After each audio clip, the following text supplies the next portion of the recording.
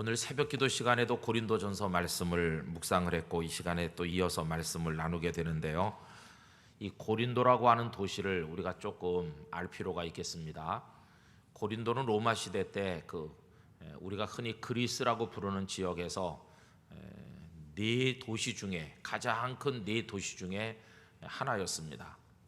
원래는 주전 145년경에 완전히 파괴되었던 도시인데 줄리어스 시저가 로마 황제 시저가 다시 약 예수님 나시기 한 50여 년쯤 전에 주전 한 50년에서 45년 사이에 완전히 신도시처럼 새로 세운 도시가 고린도였습니다. 그러니까 사도 바울께서 고린도에 도착했을 때는 고린도가 지상에서 사라졌다가 다시 그 모습을 얻은 지 한 100년쯤 지났을 때 도착을 한 겁니다. 인구도 많이 살았고 굉장히 문화적으로 번성했는데 한 가지 불행한 것은 번성함과 동시에 타락을 수반했다고 하는 것입니다. 그래서 고린도라는 이 말로부터 듣기 거북한 이야기들이 많이 나왔는데 고린도 소녀 이렇게 하면은 그게 바로 몸을 파는 여자를 뜻하는 것이었습니다. 또 고린도로 보낸다 이렇게 하면은 그 사람이 다 망가져서 엉망이 되는 것을 뜻하는 말이기도 했고요. 그러면서도 이 고린도에는 이스티미아라고 그래가지고 옛날에 올림픽처럼 그리스 사람들이 자랑하던 대경주가 열리던 곳이 바로 고린도였습니다. 이스티미아 경주는 한동안 폐지됐었는데 로마에 의해서 다시 개최가 됐습니다. 2년에 한 번씩 개최가 돼서 수많은 사람들이 모여서 즐기고 축제를 열고 또 선수들이 달리는 모습을 보면서 또 박수를 보내고 이렇게 했는데 여러분 그 검투 경기 아시죠? 칼을 가지고 나와서 실제로 사람을 죽이기도 하는 이런 검투 경기가 그리스 지역에 제일 먼저 열렸던 것이 바로 이 고린도시였습니다. 아주 잔인하기도 하고 향락적이기도 하고 흥청망청되는 그런 도시가 고린도인데 거기 바울 사도께서 도착을 해서 1년 6개월 동안 머물면서 이제 복음을 전도하게 된 것입니다. 여러분 이 사람들은 누가 주민의 대부분을 이루고 있었느냐 하면 헬라 사람들이 물론 많이 있었지만 신도시를 건설하고 난 다음에 로마는 정책적으로 퇴역 군인들을 그 지역으로 많이 보냈다고 합니다. 그러니까 평생을 로마 군에서 몸담았던 사람들을 퇴역을 하면은 그 지역의 땅을 할애해 줘가지고 그쪽에 가서 살도록 배려했습니다. 그래서 거기는 로마 시민권을 가진 전직 장군들 그리고 로마의 명성 있는 사람들이 많이 모여 살았던 곳이기도 하고 그렇습니다. 그래서 로마식의 생활, 로마식의 문화, 그리고 로마식의 어떤 사람들의 이름 이런 것들이 아주 유행했던 곳이 바로 고린도였습니다. 여러분 이 고린도의 교회가 세워져서 이제 하나님 앞에 예배를 드리고 예수님의 복음을 선포하는데 한번 생각을 해보십시오. 예배드리러 오고 하나님의 말씀을 듣는 그 고린도 교회 교인들이 불과 얼마 전만 해도 그 고린도식 삶에 도취되어 있던 사람들입니다. 먹고 마시고 쾌락에 빠져서 살고 여러 가지 향락에 자신을 맡겨서 살던 그러면서 그 이스티미아 경기에 출전하기도 하고 또 그 경기가 주는 쾌감을 맛보기도 하면서 그 속에 섞여 살았던 사람들이 바로 그들입니다. 그런데 사도 바울의 말을 듣고 예수님을 믿어보겠다고 오기는 왔지만 그들이 깊이 물들어 있는 곳이 그 과거의 타락한 문명이었기 때문에 그런 문화였기 때문에 하루아침에 경건한 하나님의 사람으로 돌아오는 것은 아예 불가능했습니다. 그러니까 예배드리는 시간엔 와서 하나님의 말씀을 듣고 또 예수님에 관해서 생각도 하고 기도도 하지만 그러나 그 모임이 끝나고 나가면 그들은 옛날과 똑같이 사는 것이죠. 여전히 음란하고 여전히 부패되고 여전히 옛날 방식으로 살고 여전히 어떤 철학적 가르침에 심취해서 살았습니다. 그러니까 이 고린도 교회는 5만 가지 문제가 다 노정될 수밖에 없는데 이것이 바로 우리가 고린도 전후서를 읽게 될 때 가지게 되는 기본적인 눈입니다. 고린도 교회 문제 많은 교회였다 하는 것을 여러분들께서 염두에 두셔야 됩니다. 자, 그러면 5만 가지 문제가 다 노출되는 교회라면 그걸 어떻게 교회라고 부를 수 있을까? 그건 교회가 아닐 것이다, 이렇게 생각이 들지만, 그러나 놀랍게도 하나님께서는 이런 형편없는 교회, 문제를 한두 가지가 아니라 여러 가지 문제를 다 가지고 안으로 공고 바깥으로 터진 이런 교회도 엄연히 교회라고 부르고 계시다는 것입니다. 오늘 새벽 기도 때 말씀을 드렸는데 다시 한번 우리 확인해 보기를 원하는데요. 여러분 1장 1절부터 한번 읽어보십시오. 우리 2절까지 다 같이 읽어보십시다.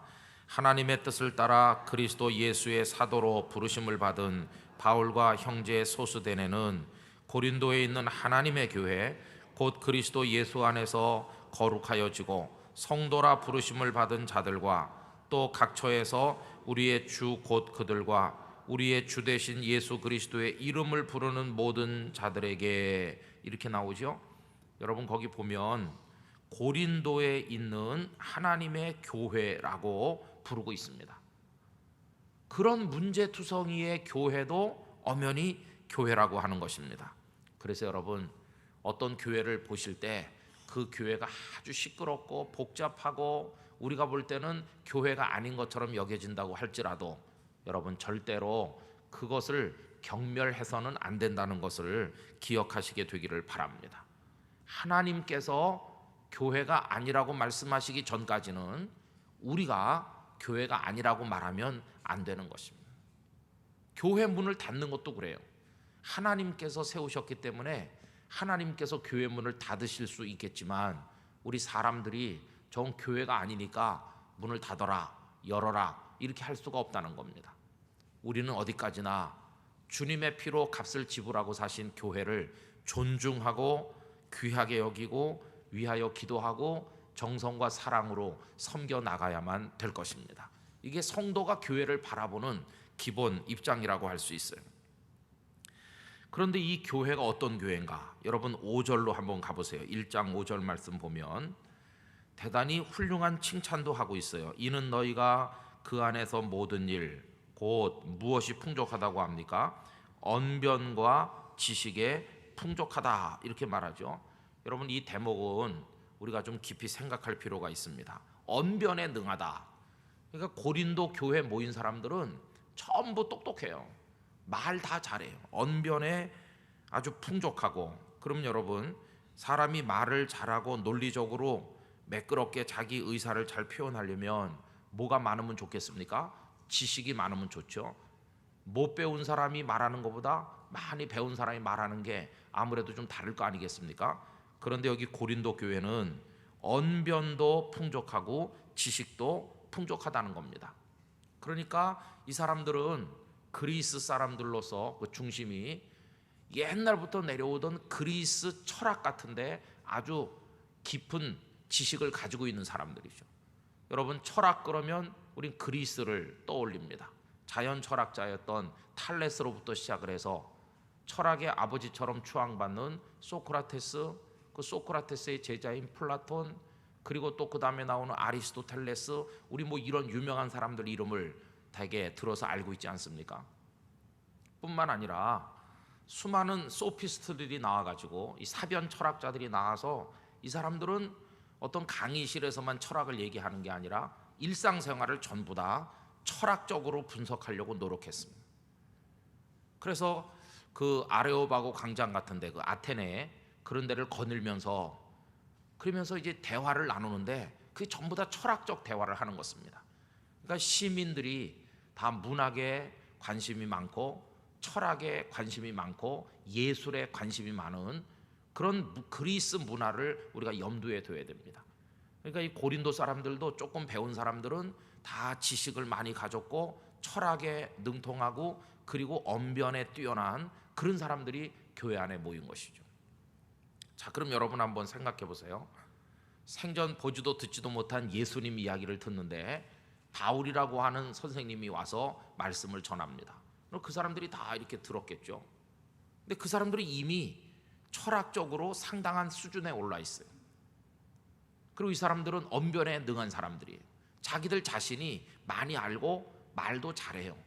그런 사람들이 바울의 이야기를 들을 때 어떤 관점에서 듣겠습니까? 저 바울이 뭐라고 말하는지 들어보자. 수준이 좀 있는 얘기를 하는가? 응? 저 바울이 지식이 있는 사람인가? 저 바울의 그 논리를 전개해 나가는 방식이 우리를 설득할 만한 힘이 있는가? 이런 거를 생각하지 않았겠어요? 그러니까 여러분, 사도 바울이 그곳에 가서 굉장히 난감했을 문제가 뭐냐 하면, 그런 지적 수준을 요구하는 그들에게 어떻게 접근할 것인가, 예수님의 십자가 복음을 얘기할 때 어떻게 접근해서 말해야 될 것인가, 이게 바울에게는 굉장히 어려운 난제였으리라 하는 것을 짐작할 수 있습니다. 여러분, 사도 바울이 공부를 한 적이 없고 아는 게 없으시다면 아예 애초부터 고민이 안 됐겠죠. 아는 게 없으면 그냥 알고 있는 것으로만 하면 되니까 고민 자체가 안 됐겠지만, 바울 사도는 많이 배운 분입니다. 아테네에 갔을 때 보면 에피쿠로스 학파 사람들하고 스토아 철학자들하고 논쟁하는 이야기가 쭉 나오고 있어요. 사도 바울은 스토아 철학이나 그 에피쿠로스 철학 같은 거를 다 잘 알고 있어요. 저쪽이 지식적으로 나오면 나도 지식적으로 나가야 되는 거 아닌가, 이런 생각을 바울이 했을 거 아니겠습니까? 그런데 고린도 전서 1장 2장을 쭉 읽어 내려가 보면 바울이 굉장히 가슴 속에 명심하고 또 명심하는 게 있습니다. 그게 뭐냐 하면, 절대로 말의 능력이나 인간적 지혜를 가지고 하지 않겠다고 결심하는 겁니다.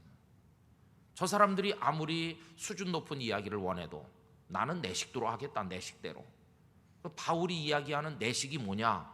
그건 그냥 그 사람들이 들을 때 좀 어리석어 보이기도 하고 말도 안 되는 것처럼 보이기도 하겠지만, 나는 그냥 내 방식대로 예수님 얘기만 적나라하게 하고 말겠다, 십자가만 얘기하고 끝내겠다. 이게 이제 사도 바울의 생각이었던 것을 보게 됩니다. 그럼 여러분, 나중에도 말씀드리겠습니다만 바울이 왜 이런 생각을 했을까요? 그것은 여기 고린도에 오기 전에 들렸던 곳에서 경험한 바가 있기 때문입니다. 고린도에 오기 전에 바울이 가셨던 곳이 아테네입니다. 아테네는 문자 그대로 철학의 본산입니다. 아까 말씀드린 것처럼 거기서 스토아 철학자들도 만났고 에피큐로스 철학자들도 많이 만났습니다. 거기서 그는 철학적 방법을 동원했습니다. 자신의 철학적 지식을 동원해서 많은 이야기를 했습니다. 그런데 여러분, 그 아테네에서 사도 바울이 전했던 말씀의 내용과 데살로니가나 이런 다른 지역에서 바울 사도가 전했던 말씀을 이렇게 평면적으로 놓고 비교를 해보면 많이 다릅니다. 데살로니가 같은 곳에서는 예수 그리스도께서 우리를 위해 십자가를 지고 죽으시고 부활하셨다는 그 얘기를 강하게 말씀한 반면에, 이쪽에 아테네에서 얘기할 때는 이 세상을 하나님이 창조하셨다는 것부터 시작해가지고 논리적으로 전개해 나가는 걸 볼 수 있습니다.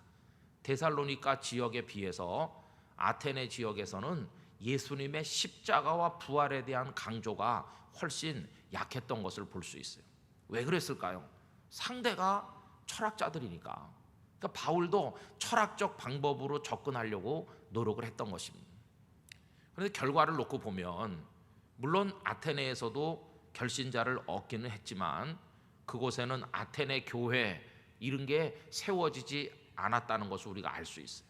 데살로니가에는 데살로니가 교회, 빌립보에는 빌립보 교회, 심지어 여기 고린도에도 고린도 교회가 세워진 반면에 아테네에는 아테네 교회 이런 게 세워지지 않았거든요. 그 이유가 뭔가에 대해서 많은 학자들이 논증을 하고 있습니다만은, 그 중요한 논증 중에 하나가 철학적 접근을 했기 때문이라고 이야기하는 사람들이 많이 있습니다. 어떤 의미로 아테네는 사도 바울로 하여금 자신을 돌아보게 만든 곳이었으리라, 그런 생각이 듭니다. 아마 그가 아테네에서 고린도로 오면서 생각해 봤겠죠. 왜 아테네에서는 어려웠을까? 무엇이 어렵게 만들었을까? 이걸 나름대로 분석했을 때 어떤 결론에 도달한 게 틀림없습니다. 그 결론은 뭐냐 하면, 내가 왜 십자가의 도를 있는 그대로 증거하려 하지 아니하고 인간적 방법으로 철학적 지식으로 내 말재주로 접근하려고 했을까 하는 반성을 그가 했으리라는 것입니다. 그것을 우리가 짐작해 볼 수 있는 귀절들이 오늘 본문에도 나오고 2장에도 나옵니다. 가보면 여러 번 반복해서 말합니다. 나는 말이나 지혜 혹은 말의 지혜로 하지 않으려고 또 생각하고 또 생각했다. 절대로 내가 말의 지혜로 하지 않고자 한다고 얘기합니다. 그럼 무엇을 가지고 하려고 그러느냐?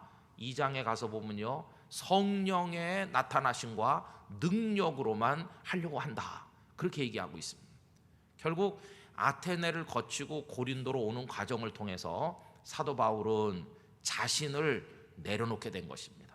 자신의 말주변, 자신의 지식, 철학적인 어떤 그런 방식들, 이런 걸 다 이제는 포기하고 오직 예수님의 십자가만 얘기하는데, 그걸 어떤 방식으로 말하느냐? 성령의 나타나심과 능력을 통해서만 이야기하기로 결심을 한 것입니다.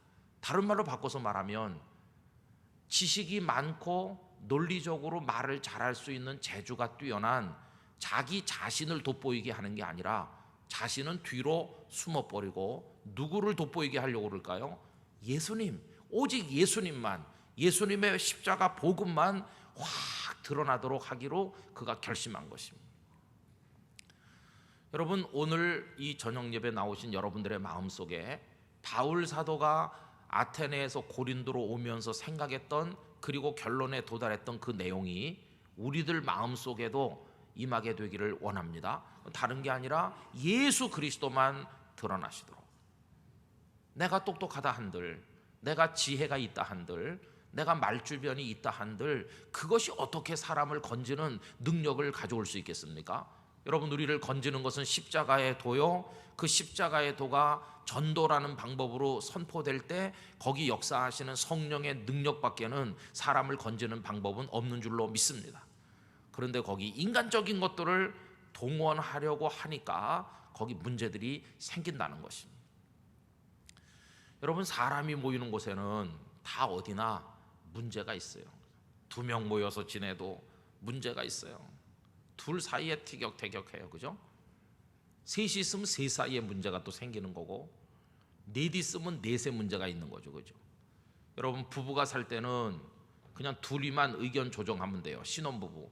그런데 거기 아기가 태어나면 새로운 변수가 등장하는 겁니다. 자기들 둘이 나가서 뭐 좀 하고 싶은데 아기가 어떤 때는 걸림이 되는 것처럼 느낄 때가 있어요. 아기가 많이 아프다든지 그러면 외출을 할 수 없어요. 그래도 남편은 아프지만 데리고 가자 그럴 수도 있어요. 그러나 아내는 무슨 소리냐, 아기가 아픈데 모든 걸 다 포기해야지 이럴 수도 있어요. 그럼 두 사람 사이에 또 분쟁이 생길 수도 있어요. 거기다 또 하나 더 태어나면 더 복잡해집니다. 거기다 하나 더 태어나면 더 복잡해지고, 하나 더 태어나면 저희 집처럼 그 다음엔 난리통입니다. 거기다 부모님까지 늙어 병들면 그 다음에 최악의 상황에 도달합니다. 어려운 것이. 그런데 교회는 이런 가정들이 수십 가정, 수백 가정 모여 있잖아요. 그러니 이 가정은 이 가정대로 색깔이 있고 저 가정은 저 가정대로 문제가 있고, 그런 가정들이 수백 가정, 수천 가정 모여서 또 교회를 이루니까 이 교회는 또 얼마나 힘들겠어요. 사람 모인 데는 다 찌그덕찌그덕 하는 게 그게 이상한 게 아니고 그게 당연한 것이에요. 그걸 이상하게 여기면 안 되고, 그런 갈등과 갈등 해소의 과정을 반복하면서 우리 인생을 살아가면서 또 그걸 통해서 조금씩 성숙해 가기도 하고, 세상을 보는 눈도 깊어지고 다른 사람을 보는 안목도 넓어진다고 생각이 듭니다. 나는 요만큼의 갈등도 없이, 나는 요만큼의 걱정도 없이, 나는 모든 게 물 흘러가듯 그렇게만 살겠다, 그런 사람은 한 사람도 없고 이 세상에 살 수 없을 것입니다. 그래서 여러분들께서 교회 생활을 잘 하셔야 되는데, 교회 생활에 임할 때 미리 각오를 좀 해야 됩니다. 어떤 각오? 사람 모였으니까 여러 가지 문제가 있을 거야, 이걸 각오를 해야 되는 것이. 근데 어떤 분들은 굉장히 순진하세요. 교회에는 아무 문제가 없을 거야 이렇게 생각하는 순진함이 있어요. 그러나 와 보면 다 교회도 사람 모였으니까 문제가 있는 것이. 하다못해 주방에 나물 하나 묻혀도 짜게 먹는 사람, 싱겁게 먹는 사람 다 다르잖아요. 그렇죠? 다 다른 겁니다. 입맛 다르듯이 생각도 다르고 다 다르니까 다 갈등은 있게 마련이에요.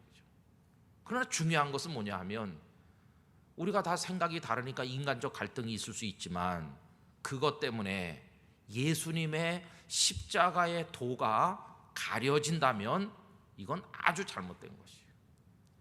의견 충돌은 있을 수가 있어요. 그러나 그것이 본질을 가리게 되면 곤란해요. 그죠? 본질적인 것은 본질적인 대로 남겨두고 뭐 사소한 문제는 우리가 조금 의견 조율도 하고 그럴 수 있어요. 그러나 본질에 연관된 문제라면 이건 아주 심각한 것이에요. 지금 사도 바울은 글로에라는 사람을 통해서 고린도 교회 문제를 전해 듣게 됐는데 이건 그냥 조금 티격태격하는 문제가 아니고 복음의 본질을 가로막는 아주 심각한 문제라는 걸 알게 됐어요. 그 문제가 뭐냐 하면 파당의 문제였습니다. 교인들 사이에 파당이 생겼는데 여러분 오늘 나눠드린 그 유인물의 1번 보시면 그거거든요. 고린도 교회에 파당이 생겼어요.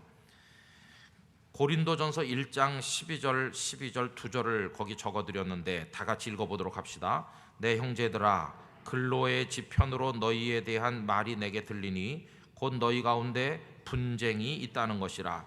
내가 이것을 말하거니와 너희가 각각 이르되 나는 바울에게 나는 아볼로에게 나는 게바에게 나는 그리스도에게 속한 자라 한다는 것이니.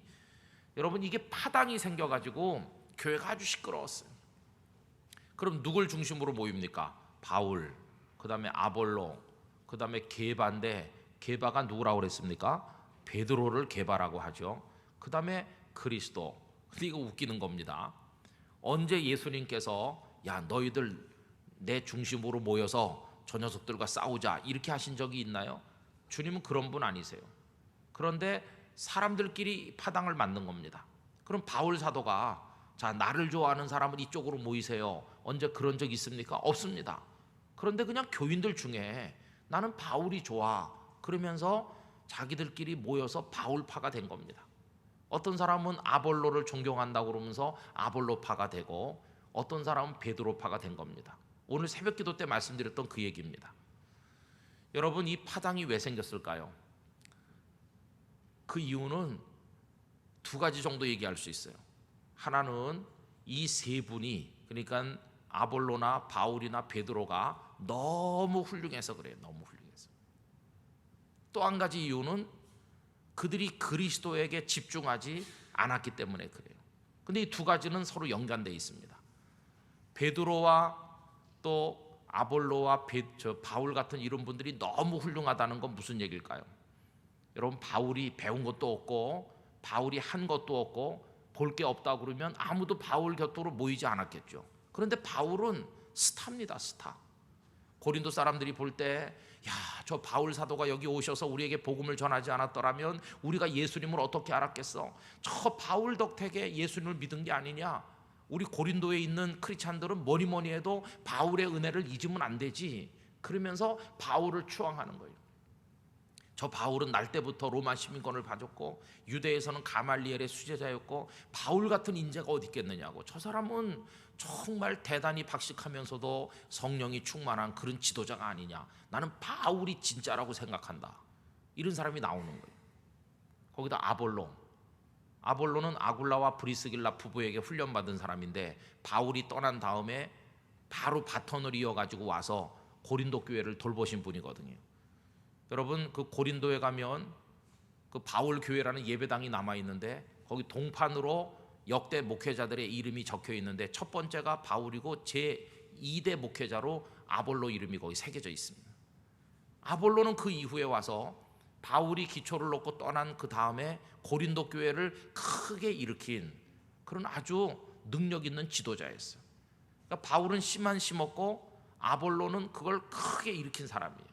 그러니까 사람들이 또 아볼로가 진짜라고, 아볼로는 얼마나 관용하고, 아볼로야말로 우리 고린도 교회를 고린도 교회답게 만든 부흥시킨 그런 능력 있는 지도자가 아니냐. 그래서 또 아볼로 곁에 모이는 거예요. 베드로는 이분들이 왜 좋아했을까요? 제가 새벽에도 그런 말씀 드렸지만 베드로니까. 여러분 베드로하고 바울하고는 차원이 다릅니다. 바울이 설교하는 거랑 베드로가 설교하는 건 완전히 다릅니다. 어떻게 다를까요? 바울은 이렇게 설교하겠죠. 여러분 저는 예수님을 제 눈으로 본 적은 없습니다. 그렇지만 제가 여러 사도들에게 전해 들은 것을 여러분들에게 전해드리겠는데, 어느 날 예수님이 디베랴 바닷가에 계실 때 사람들이 많이 왔는데 그들이 하루 종일 말씀 듣느라고 배가 고파서, 그래서 그들이 어려워할 때 예수님께서 떡 5개 물고기 2마리로 능력을 행하셔서 그들을 먹이셨답니다. 이렇게 전달해 주겠죠. 이게 바울의 얘기죠. 그런데 어느 날 베드로가 초청 강사로 그 교회 부흥회 인도하러 왔다고 해보세요. 고린도 교회 3박 4일 부흥회 강사가 베드로가 아내를 데리고 둘이 왔습니다. 그리고 베드로가 이제 설교를 하는 거예요. 베드로는 어떻게 할까? 여러분, 저는 예수님과 같이 3년 동안 살았습니다. 완전히 다르잖아요. 그리고 그날 그 바닷가 들판에서 예수님께서 떡을 떼고 생선을 떼서 그 많은 사람 먹일 때 제가 광주리에 들고 다니면서 나눠드렸습니다. 제가 그 생선을 직접 먹어봤습니다. 얼마나 맛있는지 아직도 입안에 그 느낌이 남아있을 만큼 그 생선 맛은 기가 막혔습니다. 이렇게 말할 거 아니에요.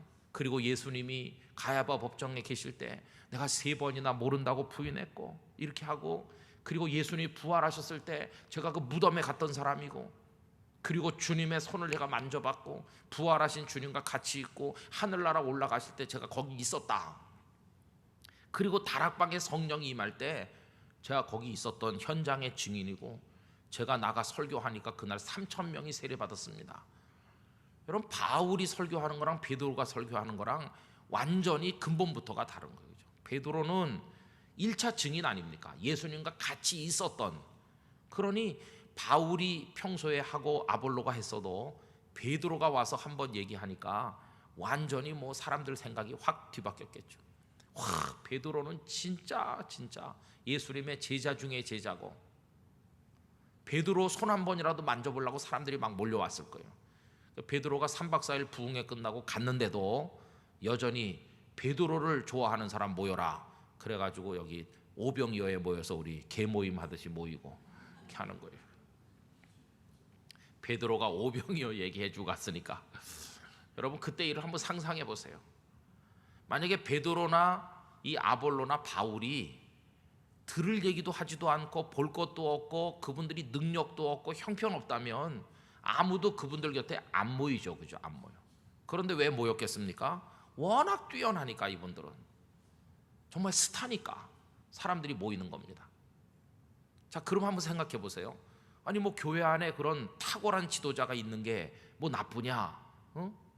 바울이나 베드로나 아볼로 같은 지도자들이 교회 안에 우뚝우뚝 일어서는 게 좋은 일이지 나쁜 거냐? 여러분, 좋은 일이죠. 능력 있는 지도자들이 많이 나타나는 거 좋은 일입니다. 그런데 문제는 뭐가 문제일까요? 베드로만 쳐다보다가 누굴 못 볼까요? 예수님을 못 본다는 거예요. 예수님. 사도 바울 하다가 주님을 못 보는 거예요. 그러니까 지금 이 고린도 교회의 파당은요, 그냥 조금 의견이 안 맞아서 티격태격하는 그런 문제가 아니고, 이 사람을 바라보는 동안에 예수님을 바라보지 못하게 되고, 예수님을 바라보지 않으니까 예수님의 십자가도 깨닫지 못하게 되고, 복음이 곧 예수님이신데 복음에 접근하지 못하게 되는 거예요. 이 사람들이 앞에 또 가로막혀 있고 예수님은 저 뒤에 보이지도 않는 것과 마찬가지. 그래서 사도 바울은 사람들이 지금 바울파, 뭐 아볼로파, 게바파, 베드로파 이렇게 해가지고 하고, 어떤 사람은 이 꼴 저 꼴 다 보기 싫다고 그러면서 나는 그리스도파야 이러면서 파가 하나 더 생겼다, 이런 얘기를 전해 들을 때 기가 막힌 겁니다. 야, 이 사람들이 이래가지고 예수님만 바라봐야 되는데 도대체 이게 무슨 소리냐.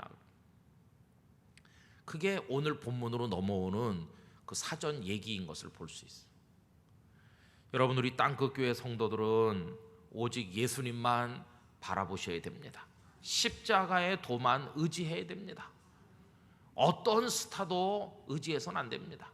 우리 한국교회 스타들이 많이 있죠. 유명한 목회자들도, 훌륭한 장로님들도 많이 있죠. 이름 석자만 되면 한국 교인들이 다 알만한 능력 있는 장로님, 권사님, 목사님 다 있죠.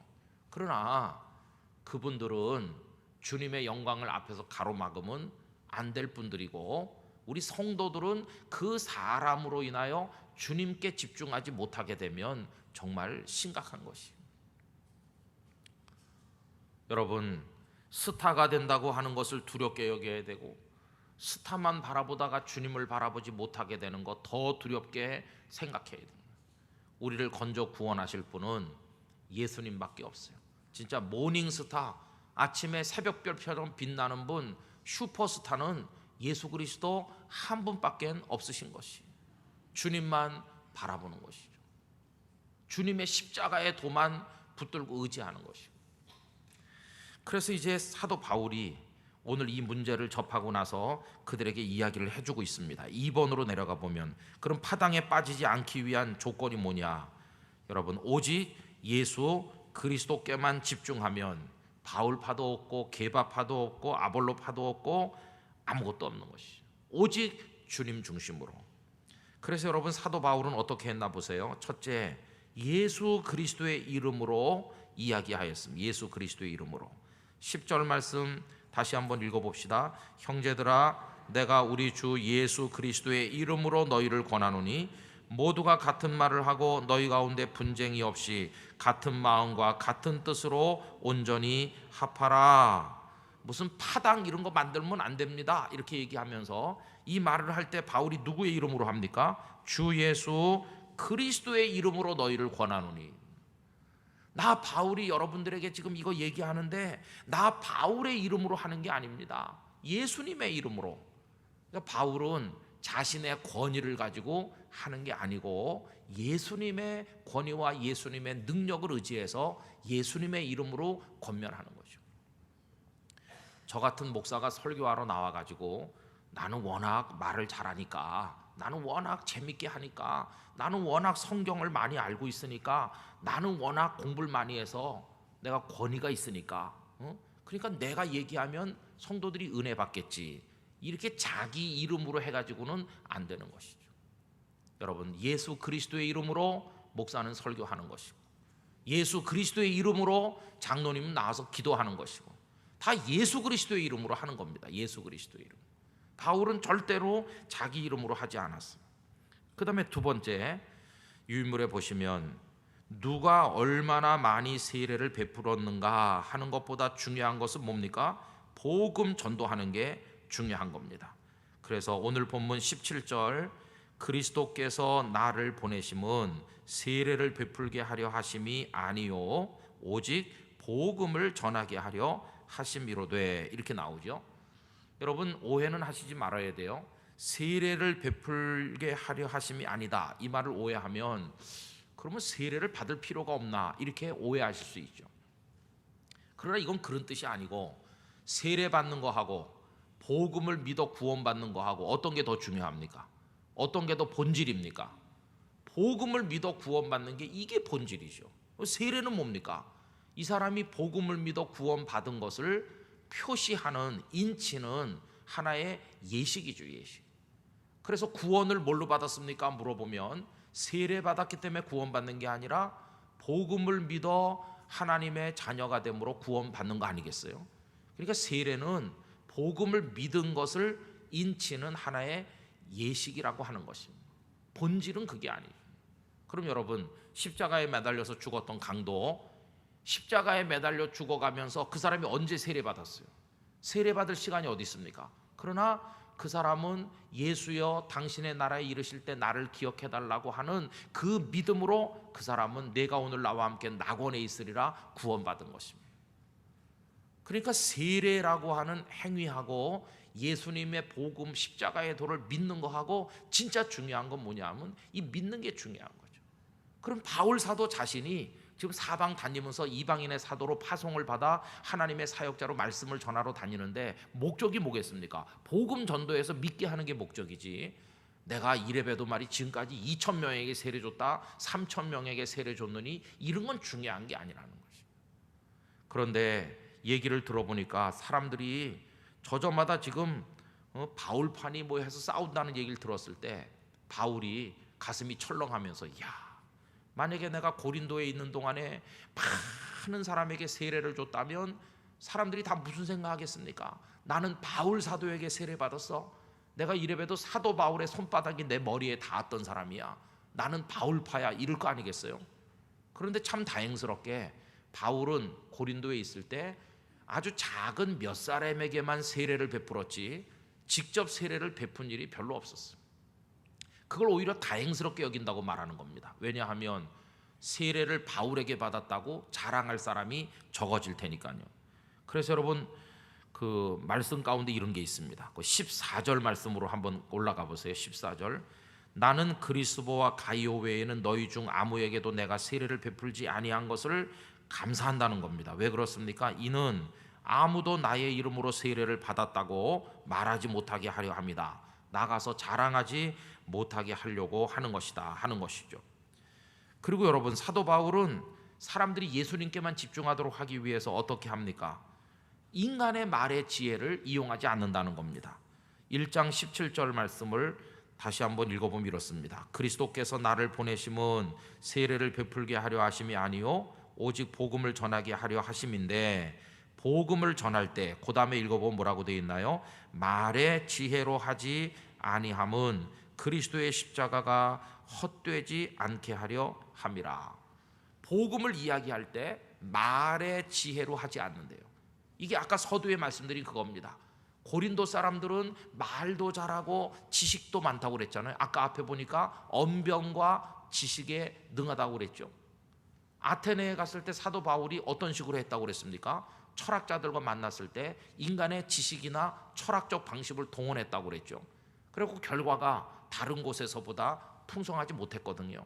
그래서 여기 지금 와가지고 고린도에 와서는 바울이 뭘 결심합니까? 절대로 말주변이나 언변, 그 다음에 철학적 지혜나 지식 이런 걸로 하지 않겠다. 그럼 무엇로 한다는 겁니까? 성령의 나타나심과 능력으로 한다. 여러분 성경 펴셔서 2장으로 한번 가셔서요, 2장 4절 말씀 다 같이 한번 읽어보겠습니다. 2장 4절 다 같이요. 내 말과 내 전도함이 설득력 있는 지혜의 말로 하지 아니하고 다만 성령의 나타나심과 능력으로 하여. 할렐루야. 바로 이것입니다. 철저히 성령만 의지하기로, 그렇게 해서 오직 누구만 나타나도록 하려고 하는 겁니까? 우리 주님만 돋보이게 하려고 하는 것을 볼 수 있어요. 그래서 17절 말씀 다시 끝에 보시면 이렇습니다. 말의 지혜로 하지 아니하는 이유가 있다는 겁니다. 그 이유가 뭡니까? 그리스도의 십자가가 헛되지 않게 하려고. 그리스도의 십자가가 헛되지 않게 한다는 건 뭡니까? 사도 바울이 논리적인 철학적인 방법으로 유창하게 얘기하면 사람들은 바울을 쳐다보느라고 예수님을 쳐다보지 않게 되겠죠. 예수님을 쳐다보지 않게 되면 구원을 주는 것은 사람이 아니고 주님의 십자가인데 결국 사람들은 주님의 십자가를 발견하지 못하게 되겠죠. 그러면 주님의 십자가가 헛된 것이 되는 거 아니겠어요? 이러면 큰일 나는 거죠. 그래서 사도 바울은 절대로 자신의 말주변이나 인간적 지혜로 하지 않겠다, 그렇게 다짐하고 또 다짐한 것을 볼 수 있어요.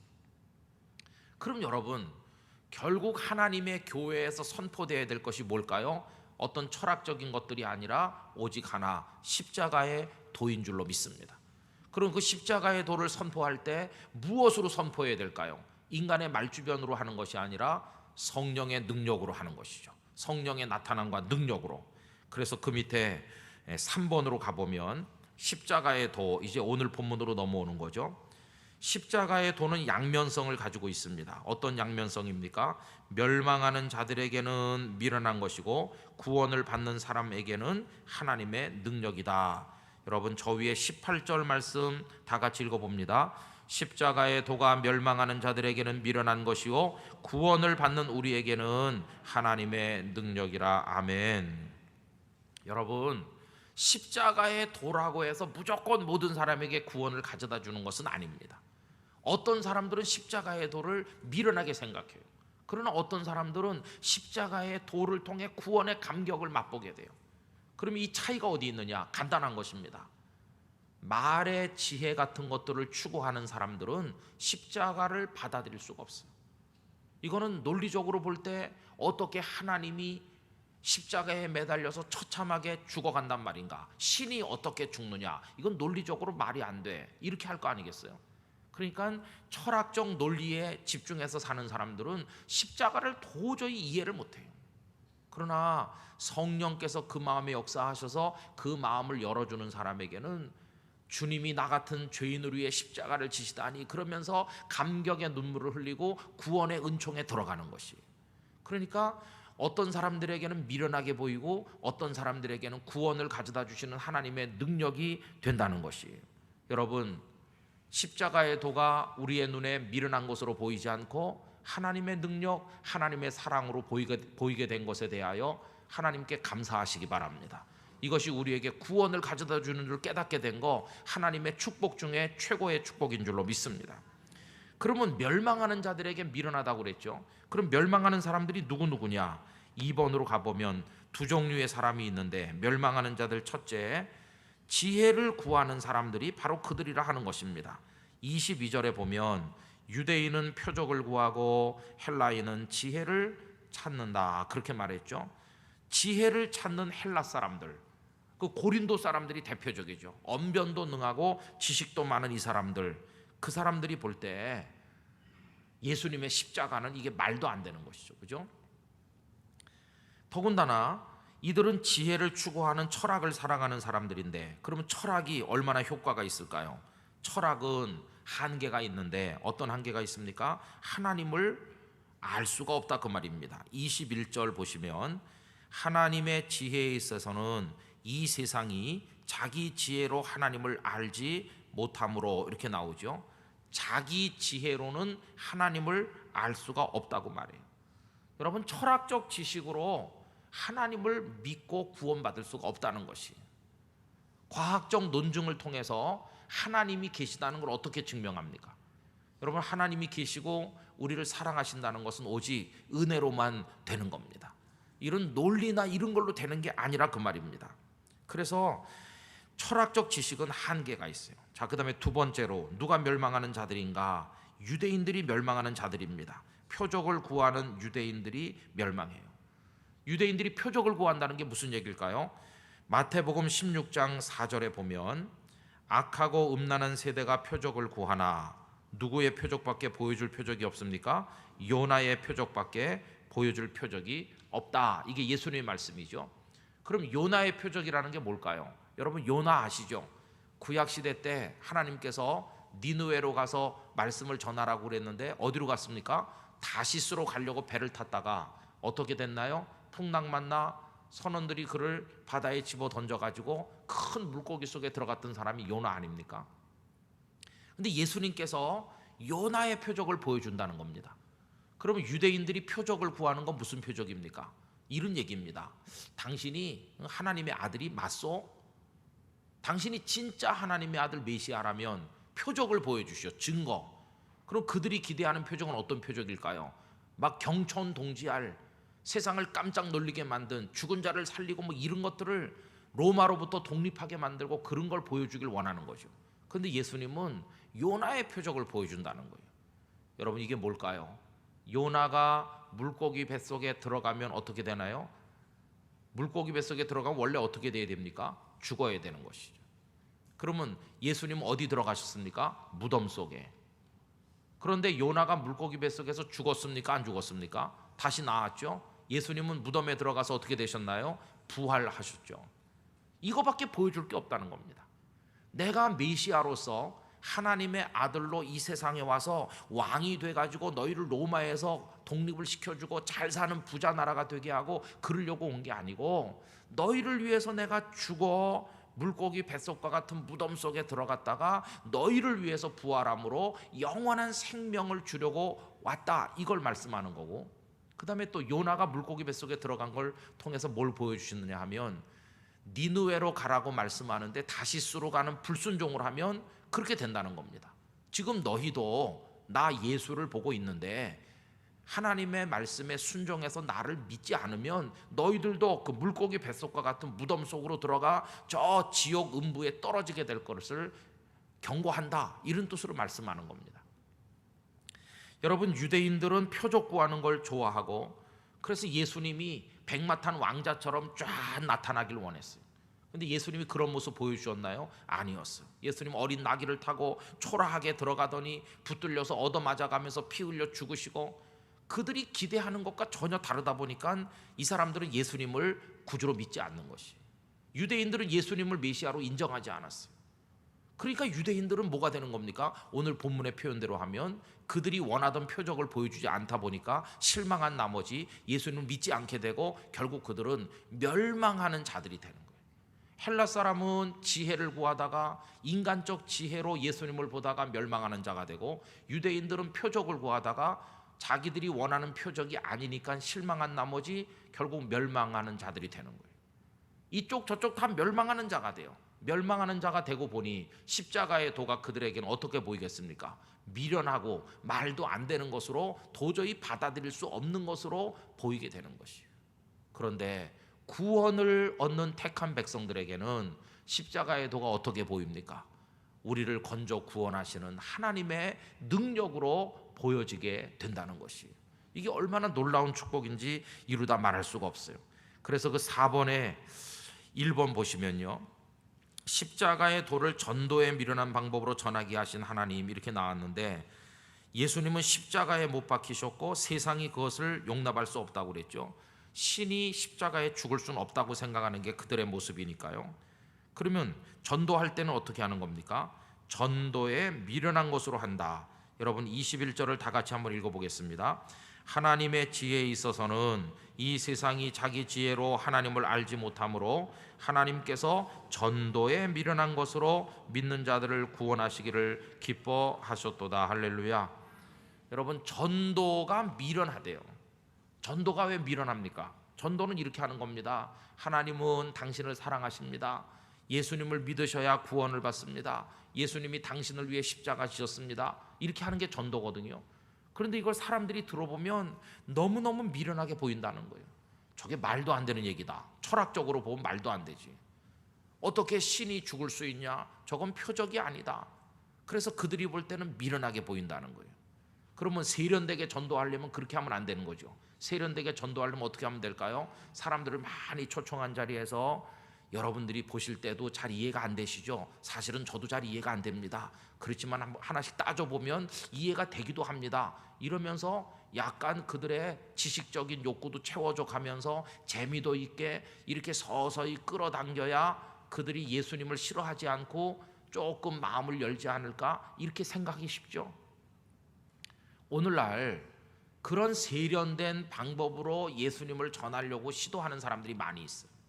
그러나 여러분, 그거 가지고 복음이 전해지는 건 절대로 아닙니다. 전도는 2000년 전이나 지금이나 무식하게 하는 겁니다. 무식하게. 어떻게? 예수님을 믿으십시오, 이렇게 하는 겁니다. 전도는 미련한 방법으로 하는 겁니다. 누가 믿겠냐 그래가지고 아무도 안 믿겠죠, 그죠? 아무도 안 믿을 것처럼 생각되죠. 그러나 택한 백성은 믿게 돼 있습니다. 그게 하나님의 능력이라는 겁니다. 사도 바울이 고린도에 와서 더 이상 세련된 방법으로 철학적 논리를 동원해가지고 하지 않기로 다짐한 게 뭡니까? 십자가의 도라고 하는 것은 성령의 나타나심과 능력으로 하는 거지, 인간의 말주변 가지고 철학적 논증으로 하는 게 아니라는 것을 그가 확신하기 때문에 그래요. 그럼 여러분, 십자가의 도만을 있는 그대로 적나라하게 전할 때 누가 돋보이시겠습니까? 예수님이 돋보이죠. 세련되게 전하려고 자신의 지식이나 인간적인 논리를 다 동원해 갖고 유창하게 하면 누가 돋보이겠습니까? 예수님은 안 돋보이고 말하는 자기 자신이 돋보이죠.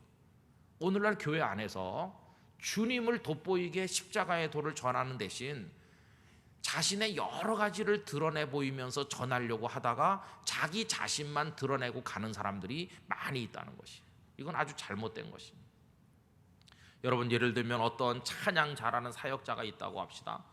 그 사람이 너무너무 찬양을 잘하니까 사람들이 1시간 동안 홀딱 파네요. 이야, 저 사람은 어쩌면 저렇게 찬양을 잘하냐. 그리고 그분이 간증을 하는데 그 간증이 드라마틱하고, 야, 그분이 정말 대단하구나. 집에 돌아가면서 2가지 얘기합니다. 나도 노래 좀 잘 불렀으면. 또 하나는 그분은 대단한 간증거리가 있구나. 이렇게 돌아가지. 그 가슴 속에 주님이 남아있지 않다면 그 간증 집회는 실패한 겁니다. 전하는 사람이 노래를 못해도, 말주변이 좀 없어도, 그 좀 전하는 게 좀 앞뒤가 안 맞는 것 같아도 마지막에 돌아갈 때 그래, 예수님밖에 없지, 이렇게 가슴에 남으면 그게 잘 전한 것입니다. 사도 바울은 그걸 믿는 겁니다. 비록 비논리적이고 앞뒤가 안 맞는 것 같고 미련하게 보이기도 하고 사람들이 이상하게 생각할지라도 성령이 나타나시고 역사하시면 택한 백성에는 구원을 가져다주는 능력으로 역사할 줄 나는 믿는다. 이게 바울의 마음속에 있는 믿음인 것이. 여러분, 저는 이 믿음이 오늘날 설교하는 목사에게 있어야 되는 믿음이고 말씀을 듣는 성도들에게 있어야 될 믿음인 줄로 믿습니다. 그래서 오직 예수 그리스도께만 집중하고 그러면서 하나님의 십자가의 도, 그 복음만 증거될 수 있도록 하는 것이 우리들의 모습이라는 것이. 여러분, 한국 교회도 스타가 많습니다. 찬양 스타, 뭐 설교 스타, 뭐 이런저런 기독교적 스타들을 많이 우리가 배출했어요. 한번 생각해 보세요. 1970년대까지는 한국 교회 스타가 없었습니다. 그냥 조금 알려진 목사님, 뭐 한경직 목사님, 뭐 그렇게 조금 들어서 풍월로 아는 거지. 한경직 목사님을 본 사람이 몇 명 있습니까? 별로 없습니다. 그냥 영락교회 다니는 교인들 좀 봤고 뭐 그런 거죠. 한경직 목사님이랑 훌륭한 분이 계시대 뭐 그렇게 알고, 그 다음에 또 서울에서 여의도 광장에 150만 명씩 모였을 때 먼 발치로 저기 저분이 한경직 목사님인가 봐. 그때는 무슨 TV 스크린을 설치해가지고 막 확대해서 보여주는 그런 것도 없을 때거든요. 그러니까 그냥 마이크 소리만 들으면 그렇게 했어요. 스타가 만들어지지 않는 거죠. 그런데 80년대 90년대 오면서 이제는 인터넷도 발전하고 뭐 여러 가지 방송 매체가 발전하면서 스타들을 우리는 안방에서 맨날 봅니다. 저분이 저렇게 설교를 잘한다면서, 저분이 저렇게 간증이 훌륭하다면서, 저분이 뭐 찬양을 잘한다면서.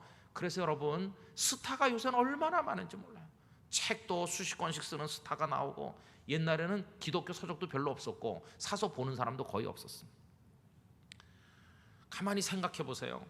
1980년대 90년대 오면서 기독교 안에 스타들이 많이 등장했습니다. 그런데 이상한 것은 스타가 없을 때 한국 교회는 더 잘 부흥했습니다. 스타가 없을 때 한국 교회는 존경받았습니다.